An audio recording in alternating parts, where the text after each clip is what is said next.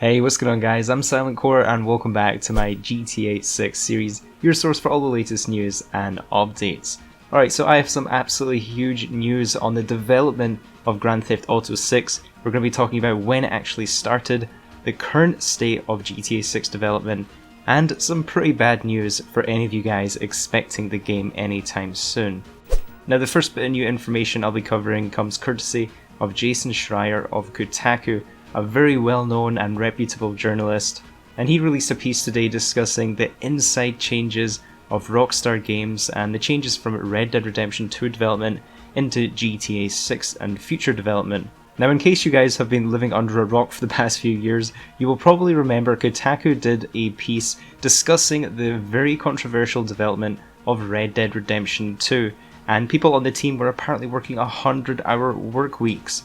And following their release of this information, there was lots of other employees all around the world at Rockstar Studios speaking out about their unpaid overtime and basically a lack of any kind of work-life balance working at Rockstar Games. And it sounds like since that controversy happened, conditions working at Rockstar Games have drastically improved. Rockstar are really trying to improve the working conditions for all of their employees from all around the world. So we'll talk more about that in a little bit, but I know you guys came here for the GTA 6 information, so let's get straight into that. Jason Schreier said, "One plan the management has laid out for the next game, a new entry into the Grand Theft Auto series, is to start out with a moderately sized release, which by Rockstar's standard would still be a large game, and then is expanded with regular updates over time, which may help mitigate stress and crunch." And wow, isn't that pretty crazy that open world games are becoming so intensive, resource intensive, that they're having to actually change how they develop them to reduce the amount of stress and crunch on the whole of Rockstar Games. And I'm really not sure how I feel about this one yet, because GTA 6 might end up being a much smaller game than we're all expecting, some sorts of a skeleton release, and then they'll be updating it over time with likely more of an emphasis on online content versus story mode content.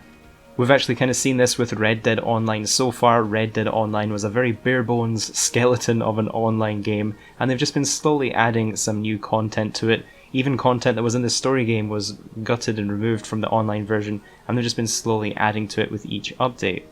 Jason Schreier went on to say, but there's a catch. Rockstar's Big Next project is still in early development.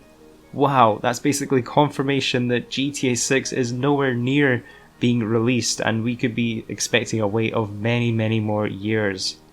When production ramps up and the game gets closer to launching, will overtime come with it? Will Rockstar's employees then face the pressure of the months of crunch in order to finish all of the ambitious work it takes to make a Rockstar game?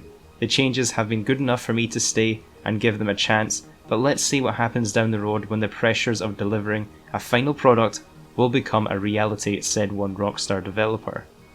Now the article also went on to cover some of the major changes that have happened at Rockstar Studios around the world, and these changes are very likely to have a big impact on the development of Grand Theft Auto 6.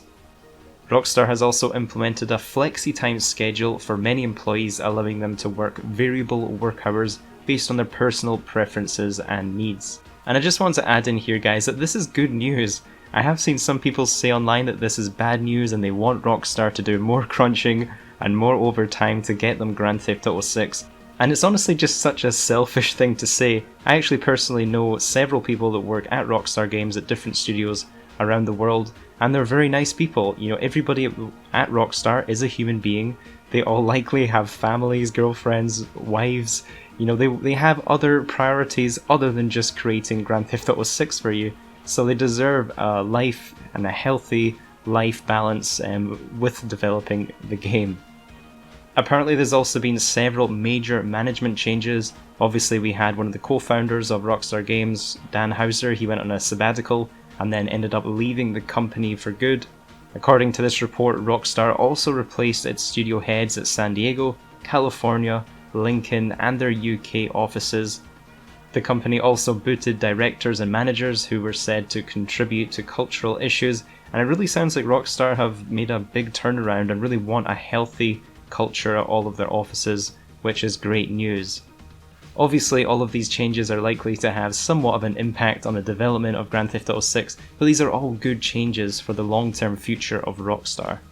Now the next thing I wanted to talk about is when the development of Grand Theft Auto 6 actually started. I've seen a lot of people quite surprised and not even wanting to believe that Grand Theft Auto 6 is still in early development, given that Grand Theft Auto 5 was released basically 7 years ago. However, what I'm about to show you is proof that Grand Theft Auto 6 actually didn't start development until just a few years ago in 2016. This report came from Hugh Langley at TechRadar. He is a very reputable journalist and has an inside source at Rockstar Games, which I'm going to show you also. Hugh Langley confirmed that work on GTA 6 has just started. The source revealed that the preliminary work began on Grand Theft Auto 6 and that a location had not even been settled on yet in 2016. And you might be wondering, well, how can we believe Hugh Langley of TechRadar? And I'm going to show you two things that their inside source also confirmed that came true. First of all, the inside source confirmed that the leaked Red Dead map was indeed a real map and, came true today with what we've been playing in Red Dead Redemption 2. Hugh Langley also confirmed the exact day Rockstar would be releasing the Red Dead Redemption 2 trailer, which obviously came true when it got released on the exact day he said it would. So yeah guys, unfortunately if these rumours are to be believed, we're not going to be seeing Grand Theft Auto 6 for many more years to come. Do let me know down in the comments what you think of anything I discussed in today's video. I'd love to hear your thoughts. And let me know down in the comments when you guys think Rockstar will actually announce the existence of Grand Theft Auto 6 officially. If you watched this all the way to the end, please take a few seconds to leave the video a like, really helps support my YouTube channel, and don't forget to subscribe if you are new so you don't miss out on any breaking GTA 6 news. Have a good one guys, stay safe, and I'll catch you in the next video.